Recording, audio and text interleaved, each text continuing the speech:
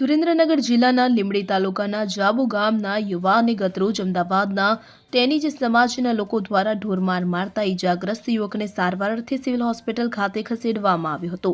ઈજાગ્રસ્ત પાસેથી મળતી માહિતી અનુસાર વાત કરવામાં આવે તો હુસેનભાઈ મુસેભાઈ કે જેઓ લીંબડી તાલુકાના જાબુ ગામના છે અને લગ્ન પ્રસંગે અમદાવાદ જિલ્લામાં આવેલ નહેરુનગરની સામે વડદરિયા ડેલા પાસે ગયા હતા। દરમિયાન કાર આપતા કે નહીં આપતા ખુન્નસ થતા ત્રણ ઉપરાંત જાબુ ગામના ઈસમો દ્વારા હુસેનભાઈ મુસેભાઈ ઉપર અપશબ્દો બોલ્યા બાદ ઢીકાપાટુનો માર મારવામાં આવ્યો હતો, જેને લઈ તેઓ ઈજાગ્રસ્ત થતા પરિવારજનો સારવાર અર્થે તેમને લીંબડી સિવિલ હોસ્પિટલ ખાતે લઈ આવ્યા હતા। ત્યારે હાલ પરિવારજનો સાથે વાત કરતા પરિવારજનો તેમજ ઈજાગ્રસ્ત દ્વારા ન્યાય મળે તેવી માંગણી કરવામાં આવી હતી।